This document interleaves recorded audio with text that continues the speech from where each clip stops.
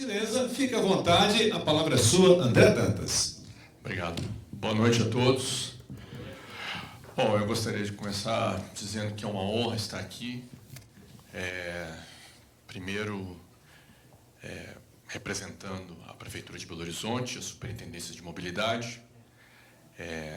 Para mim, que tenho antecedentes nessa jornada relacionados a Belo Horizonte. Eu vim morar em Belo Horizonte aos 3 anos de idade. Meus pais compraram uma casa lá no Santa Amélia, nós temos essa casa até hoje. Meus pais estavam, até semana passada, estavam nessa casa.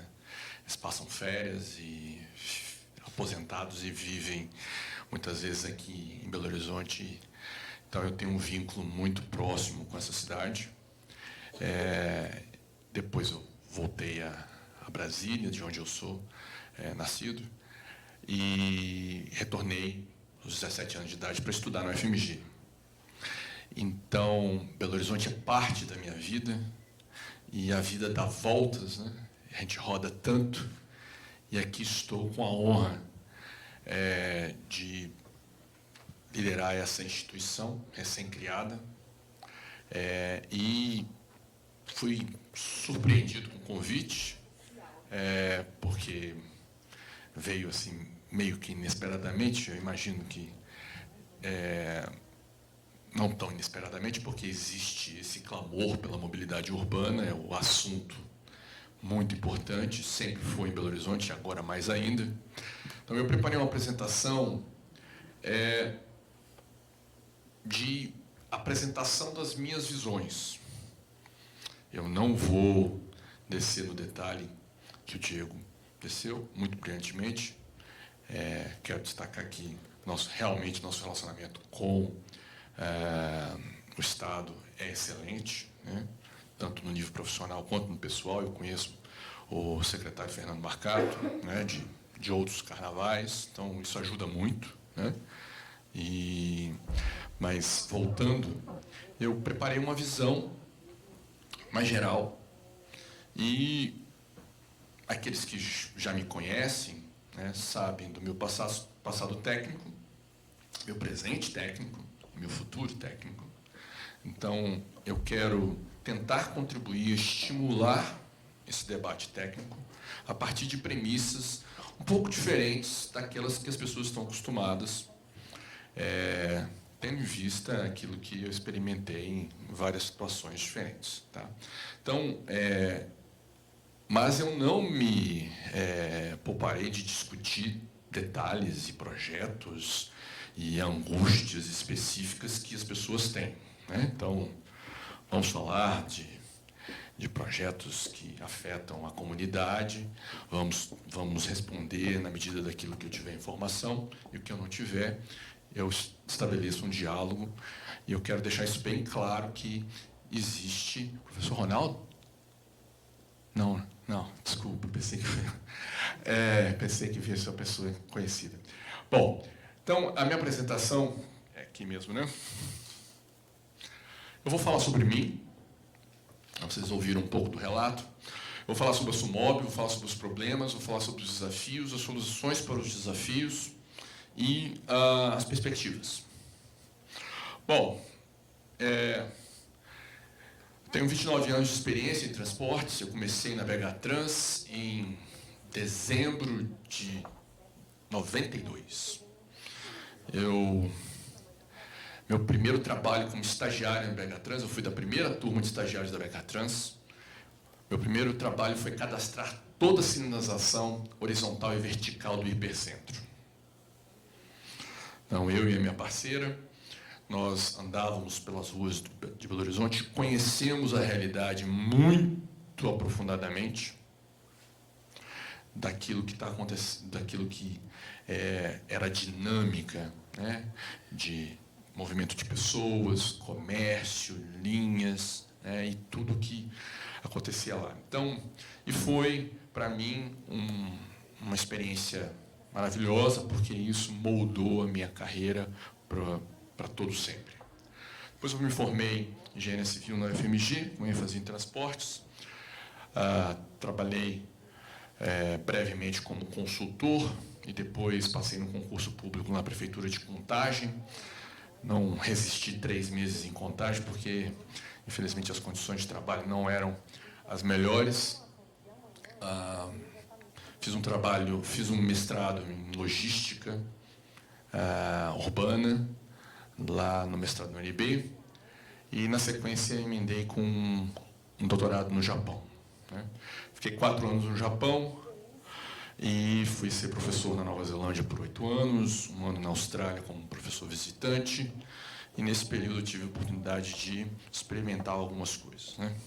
Bom, nesse momento aqui, que vocês veem aquela foto ali, e vocês olham, esse cara mudou bastante. Aqui em 96, aqui em 2002, aqui em 2011, aqui em 2013. A gente vai envelhecendo com todas essas coisas. Vocês estão de saco cheio da minha cara, eu vou embora agora, não preciso falar mais nada. É isso? Não, né? Bom, a SUMOB. A nossa missão na SUMOB tem uma lei, né, muito extensa, muito detalhada, mas traduzindo tudo que aquela lei diz para mim, a nossa missão é contribuir para que a mobilidade urbana seja eficiente e instrumento de desenvolvimento sustentável. Certo? Então, o que nós queremos? Nossa visão é que nós tenhamos uma mobilidade humana para uma Belo Horizonte vibrante e acessível.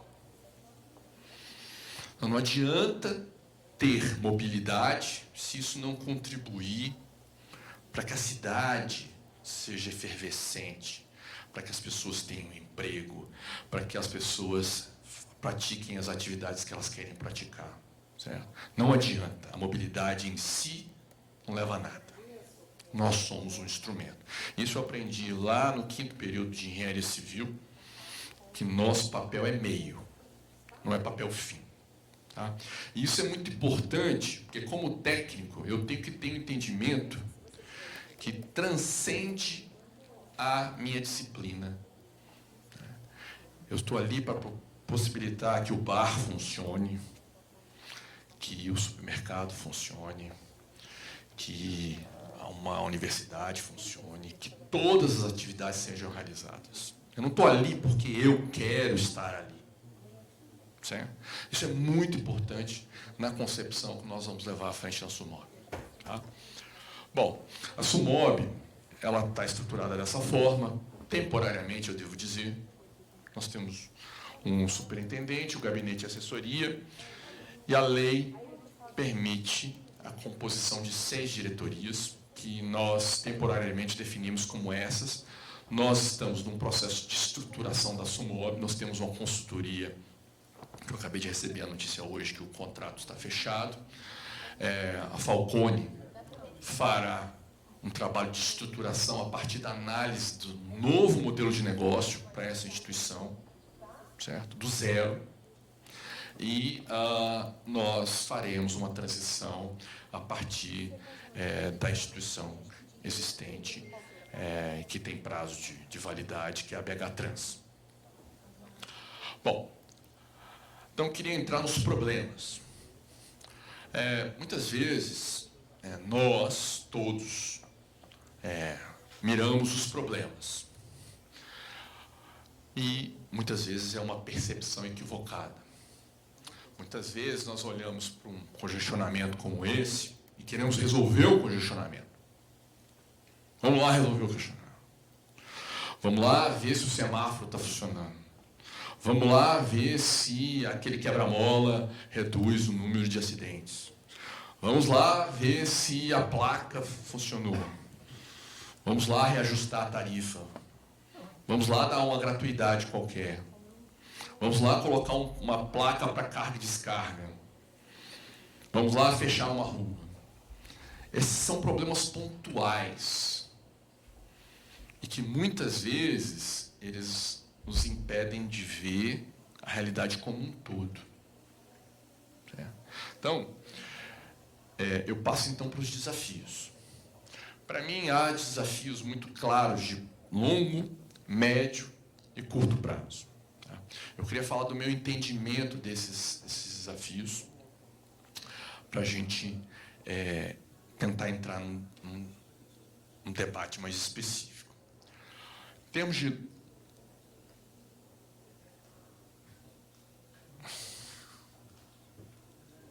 Parou aqui.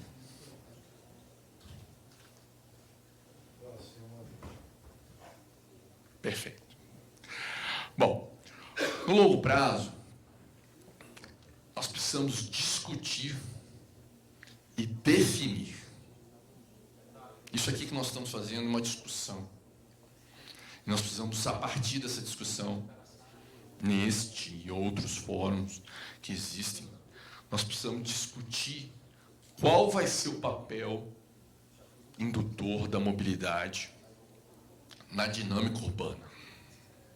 Isso é uma frase muito ampla, muito abstrata, que eu... Pode passar, por favor? Nós queremos isso. Isso aqui é uma montagem de uma rodovia em Los Angeles, em algum lugar perto de Los Angeles. Nós queremos isso. Pode passar, por favor? Ou isso. Isso é a cidade dos Jetsons. Lembra daquele desenho lá animado, que as pessoas voavam? É isso ou outra coisa? O que nós queremos?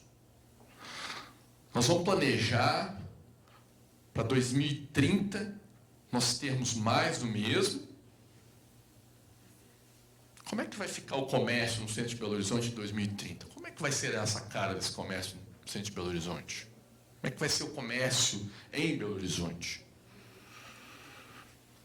Qual é o papel da mobilidade para viabilizar essa visão de cidade? Sinceramente, eu vejo muito da visão que eu comecei a trabalhar em 92 ainda presente aqui. Eu não vejo nada revolucionário surgindo. Isso não é crítica. Talvez uma reflexão do nosso posicionamento. Talvez a sociedade belo-horizontina queira isso. Eu, superintendente de mobilidade, não tenho o poder de definir se é uma coisa ou é outra. Pode voltar, por favor. Vai voltar. Eu não sei o que a sociedade quer. E eu não tenho que definir para a sociedade o que ela quer. O meu papel, o papel do Diego e da equipe lá, é falar, a consequência de fazer isso é essa. A consequência de fazer isso é essa. E outras opções que são colocadas. Obviamente, exercícios como esses de projeção de futuro, de longo prazo, eles já foram feitos. Tá? Em 1994, eu participei do estudo do Banco Mundial para a viabilidade do metrô de Belo Horizonte. Eu participei. E uma das premissas fundamentais que nós alcançamos naquele estudo, que depois desagou no empréstimo, foi que todo o sistema de transporte seria totalmente integrado ao metrô, para dar viabilidade ao metrô. Ele não foi, obviamente, vocês sabem disso. A espinha dorsal do sistema de transporte de Belo Horizonte e o do desenvolvimento urbano de Belo Horizonte estaria focado no metrô de Belo Horizonte.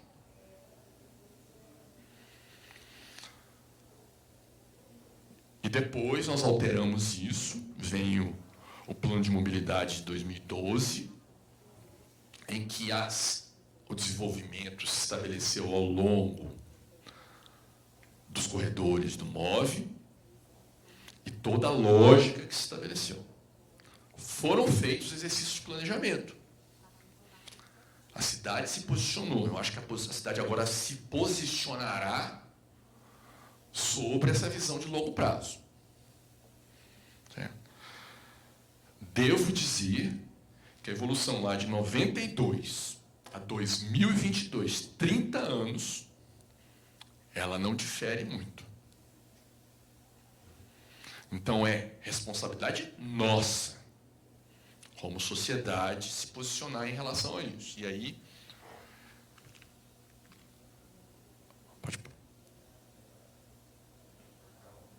isso. Então, o que nós colocamos aqui? Nós temos as nossas aspirações. As nossas aspirações geram planos e geram ações. E é muito importante o que a comunidade, e aí comunidade é um senso geral da nossa sociedade belo-horizontina, se posiciona e interfere para ter resultados. Então, lá em 1992, quando se pensou, 94, quando se pensou o metrô, se pensou nisso aqui. Num papel de cidade, numa estrutura de cidade, e essa foi alterada em 2012. E hoje nós temos um ponto crítico de mudança. A tecnologia mudou completamente, a vida das pessoas mudou completamente. E nós temos que pensar muito mais à frente, porque os desafios em termos de ocupação do uso do solo são muito diferentes. É mais ou menos um exercício de futurologia. Mas isso não cai do céu. Assim, eu, o Diego e profissionais como nós, da área de planejamento de transporte, nós absorvemos esses elementos e fazemos as nossas projeções de cenários. Não nos iludamos que nós não somos os donos da verdade. Certo? Isso, a literatura mostra muito claramente que no passado, lá em 1950, o engenheiro de transporte que construía ponte, que construía via, ele era dono de tudo, ele destruía e construía. Isso mudou. Nosso papel é de assessoria. Bom, em termos de médio prazo, nós precisamos fazer uma estruturação para a transição. Se nós queremos chegar lá no futuro, nós temos que fazer ações coordenadas para criar sinergias com os atores envolvidos. Eu tenho que buscar a Secretaria de Estado e tenho que dialogar com a Secretaria de Estado. Eu tenho que buscar o CDL e tenho que estabelecer sinergias com o CDL. Eu tenho que interagir com a Câmara e estabelecer com a Câmara a mais perfeita harmonia possível. Eu tenho esta obrigação e com todos os outros atores. Porque senão nada vai acontecer. Ou vai acontecer de forma deficiente. Então, traduzindo mais uma vez, por favor. Tá. Eu coloco aqui alguns pontos. Nós precisamos trabalhar em legislação, diálogo, instituições, pessoas, projetos e processos. São palavras, né, que todo mundo repete, mas isso é a base de tudo que nós temos que construir. E muitas vezes nós constatamos que elas não existem. Tá, me mostra aí como é que acontece um projeto de implantação de um quebra-mola. Tem esse processo? Não tem, André. Então nós estamos lascados. Quem são as pessoas? As pessoas são qualificadas para fazer isso? Quais são as instituições que estão voltadas a isso? E do outro lado, o Diego fez brilhante menção a essa lei, eu adoro essa lei, sou alucinado com essa lei aqui, é 12.587, a Política Nacional de Mobilidade Urbana é o meu mandamento fundamental. Nós temos uma lei maravilhosa nesse país, uma lei federal maravilhosa, que define muito claramente qual é a regra do jogo para a mobilidade urbana. Eu só preciso segui-la. E se eu não segui-la, eu deveria ser cobrado por isso. Eu deveria ser totalmente controlado por essa lei. Ela diz exatamente aquilo que eu tenho que fazer. Eu tenho que trabalhar com a questão da acessibilidade universal. Eu tenho que que evoluir nesse sentido. Eu tenho que permitir que as pessoas participem. Existe uma legislação por trás disso. Eu tenho que produzir, incentivar desenvolvimento. Né? As pessoas não vivem de brisa, elas vivem de geração de riqueza. Né? Nós não podemos ficar dividindo pobreza. Né? E isso tem que ser sustentável. Isso não pode ser só para a nossa geração. Tem que ser para a geração das minhas filhas e das minhas netas. Nós temos que trabalhar com segurança, nós temos que agir para que seja esse número absurdo que 50 mil pessoas morrem no trânsito no Brasil todo ano, que isso não aconteça mais. E nós temos que investir, esse é um ponto muito fundamental, com eficiência. Não adianta enterrar o dinheiro em coisas megalomaníacas que não dão retorno. O que não falta é projeto para enriquecer os outros, que não traz eficiência. Tá? Então nós temos que buscar eficiência sistêmica.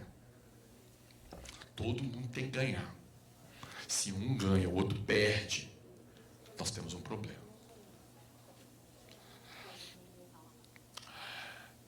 E assim, eu deixei o final, assim, dinheiro. Nessa transição, nós temos que arrumar dinheiro. Dinheiro para investir na transição. Lembra da situação dos Jetsons lá? Lembra da situação da via lá em Los Angeles? Aquilo é dinheiro que foi colocado lá, uma opção que precisou de dinheiro. Qualquer coisa que nós formos fazer, não vai cair dinheiro do céu. Vai vir do bolso de alguém. E eu acho que isso é muitas vezes negligenciado. Nós temos que falar a verdade. Né? 237 milhões de subsídios saiu do bolso de alguém. Não veio do nada. Nós vamos pagar essa conta. Então nós temos que ter o entendimento que não é de graça. Então nós temos que pensar formas de buscar esse dinheiro.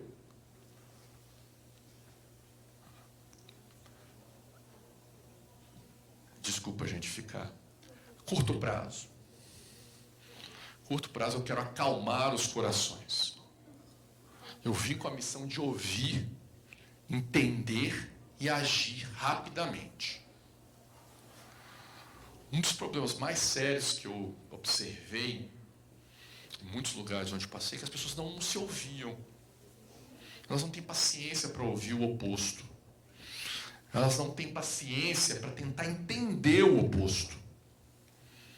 Se colocar no lugar dos outros. E eu, como ente público, eu tenho a obrigação de ouvir, tentar entender e tentar agir.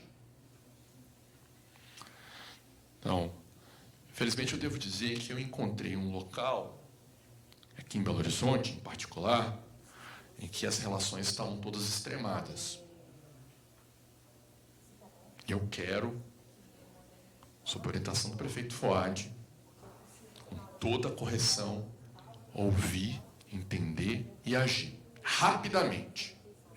Não é ficar postergando aquilo que pode ser feito. Muitas vezes, eu estou impressionado, não tenho 3 meses de SUMOB. Muitas vezes, estão trocando e-mail para lá e para cá, para lá e para cá, para lá, para cá, para lá, para lá, para cá, 300 e-mails. Aí uma pessoa, um chefe de gabinete, falou assim: André, se você mandar uma mensagem, tudo se resolve até o final do dia. Se você não mandar, vai ficar mais uma semana trocando e-mail. Às vezes, funciona. Eu mandei o e-mail. Por favor, requisito urgência. Aconteceu. Então a gente precisa se engajar para fazer as coisas acontecerem. Certo? E eu tenho esse propósito. Então, nós precisamos fazer um esforço intenso. Pode voltar, por favor. Nós precisamos fazer um esforço intenso para criar soluções pontuais que possibilitem um futuro. Se algumas coisas nós não fizermos, nós não teremos o futuro. Vai desbandar para tudo quanto é tipo de coisa ruim. Nós temos a responsabilidade. Eu tenho uma grande responsabilidade, mas nós temos uma responsabilidade. Então, pode passar. Agora vamos passar devagarzinho. Este é um exemplo, esta é uma reunião que aconteceu selando o acordo do subsídio para o transporte coletivo por ônibus.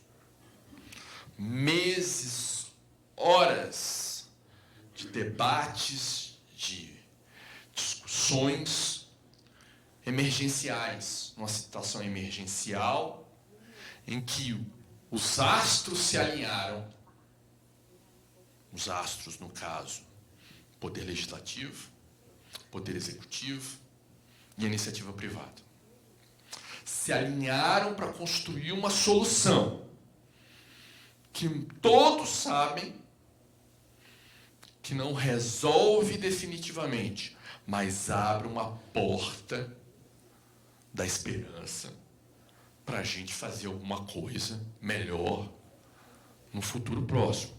Não necessariamente que esses atores vão andar de mão dada para o resto da vida. Não necessariamente que esses atores vão se tornar amigos. Mas eles se comprometem a construir alguma coisa que vai dar um resultado imediato e a gente vai ver a população satisfeita. E nos permite evoluir para outra situação. Agora, não é só isso aí, não. Tá certo? Isso aí consumiu 70% do tempo, mas tem relacionamento com a academia, a formação da equipe. Essa é a minha equipe da Sumob, tá? Essas são as 5 pessoas que trabalham na Sumob hoje. As 5 pessoas. Isso aqui é suplementar. Suplementar, nós fomos a equipe que, pela primeira vez na história do transporte suplementar de Belo Horizonte, visitou uma garagem do transporte suplementar. Teve permissionário emocionado. Aqui é o Maio Amarelo. Aqui embaixo é o pessoal de Salvador visitando a gente para saber como é que opera o MOVE. Ali é uma discussão com as forças de segurança para discutir ônibus incendiado. São 6 ônibus incendiados em Belo Horizonte. Ali é conhecendo o COP, como é que ele funciona, um centro fantástico que eu convido a todos a conhecer. Lá no alto direito, a situação das bicicletas na Avenida Vilarinho, Venda Nova. As pessoas usam de forma bastante precária, a gente precisa fazer alguma coisa por isso. É que esta manhã, lá na Avenida Cristiano Machado, conhecendo as intervenções do mega investimento que vai ser feito para melhorar a situação. Nós teremos viadutos, nós teremos uma ligação muito melhor lá com o vetor norte da cidade. Então, a gente está trabalhando em tudo isso. Próximo, por favor. Soluções para os desafios. Gente, não tenho todas as soluções. Não quero ter, porque isso tem que ser construído, como eu disse, ouvindo, entendendo e definindo prazos futuro, estruturando. Eu vou só tocar na superfície. Próximo. Uma das coisas que nós temos que fazer é quebrar o ciclo vicioso da mobilidade urbana. Isso aqui é um diagrama de um trabalho do IPEA, de 2011, é que o IPEA mostra como todo esse drama que nós temos em termos de mobilidade urbana, coletiva, individual, se inicia. O preço do óleo diesel aumenta, aquilo que estava falando da motocicleta. O transporte individual é incentivado. Aí todo mundo começa a dar gratuidade até para os calvos. Não sei se você sabe, nós temos uma cidade lá no interior de São Paulo que passou uma legislação que os calvos tinham direito à gratuidade. Não estou brincando, tá? Não estou brincando. Quem é calvo aí? Isso gera perda de demanda, isso gera redução de receita, isso gera o aumento do custo, aumento da passagem do ônibus. Gera queda da produtividade, queda da rentabilidade, gera o desequilíbrio econômico-financeiro, aumenta a tarifa do transporte público, perda da qualidade, competitividade, aumento do transporte individual, mais congestionamento, que aumentou o transporte individual, mais congestionamento, mais população, e a coisa roda o tempo todo. Nós temos que quebrar isso.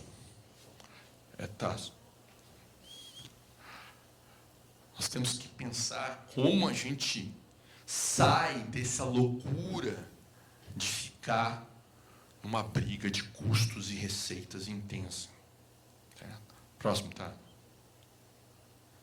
Então, como o vereador Gabriel mencionou, estamos fazendo um trabalho em conjunto de alinhamento. E nós precisamos partir de um modelo de governança, né? O Diego estava falando de integração metropolitana, e isso gera um modelo de financiamento, isso está associado diretamente ao modelo de financiamento. Quem vai pagar? De onde vem o dinheiro?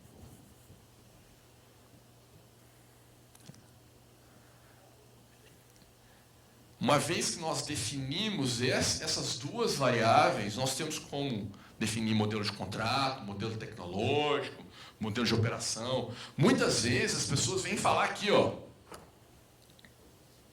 ou vêm falar aqui. Então vem um maluco qualquer na cidade e quer vender uma tecnologia nova. Maravilhoso. Ah, bota o Hyperloop. Fantástico. Adoraria ter o Hyperloop. Mas isso está dentro de um modelo de financiamento, está dentro de um modelo de operação, está num modelo de contrato sustentável, está num modelo de governança.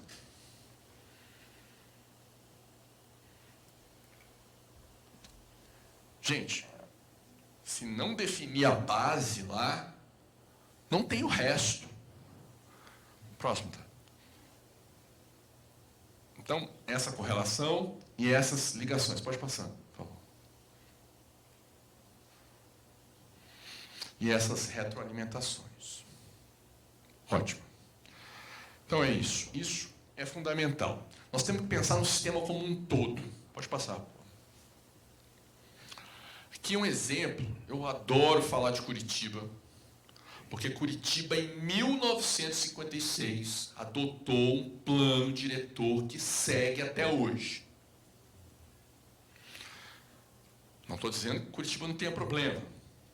Mas Curitiba foi pioneira ao falar, olha, a cidade vai crescer no centro e em vetores de desenvolvimentos muito bem definidos. E nós vamos adensar as atividades econômicas, comércio, serviços ao longo desses corredores. E vamos desenvolver uma concentração ao longo desses corredores e vamos deixar que seja menos adensado à medida que se afasta dos corredores. Curitiba está construindo isso. Curitiba montou um modelo de governança e está focada nisso. Certo? Entra governo, sai governo, eles estão atuando nisso. Pode passar, por favor. Bom, lembra da Lei 12.587? Ela me fala o seguinte: se o individual for motorizado, eu não posso priorizar. Se o individual não for motorizado, eu tenho que priorizar. Depois vem o coletivo. Significado, eu tenho que privilegiar quem anda a pé, quem anda de bicicleta, quem anda de patinete. e depois eu tenho que passar para o coletivo. Isso é o que a lei me diz. Pode passar. Então, esta imagem, todo mundo já deve ter visto em 400 mil apresentações, né? Então, é claro que se a gente não atuar para que exista uma transformação, a gente nunca vai chegar na eficiência, a gente nunca vai cumprir a lei, a gente nunca vai chegar a lugar nenhum. Próximo. Só um instantinho. Aí, pode parar aí. Essas são Catarina e Valentina. Essa é a minha perspectiva. Essas são as minhas filhas. Eu trabalho porque eu sou um profissional, eu preciso pagar meus boletos. Mas eu penso nessas duas aqui. Essas duas nasceram na Nova Zelândia. Eu levava as duas para a escola de bicicleta.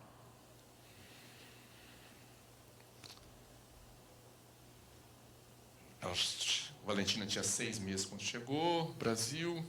Catarina tinha 3. Essa é a minha perspectiva de futuro. Eu quero que elas venham ao Belo Horizonte e saibam que o pai fez tudo possível e imaginável, faz todo dia. Elas moram em Brasília. Eu quero que elas saibam que nós temos um futuro.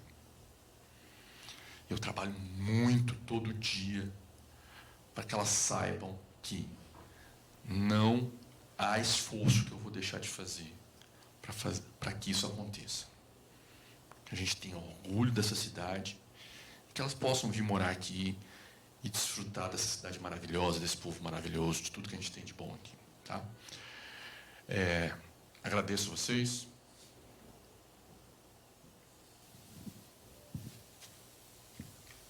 Meus contatos estão aqui, andredantas.pbh.gov.br. Estou disponível. Recebo qualquer um na minha sala, na Álvares Cabral, 217, 10º andar. Qualquer um vai ser recebido, vai ser tratado com dignidade, com respeito. E quero construir essa relação com todos vocês. Muito obrigado.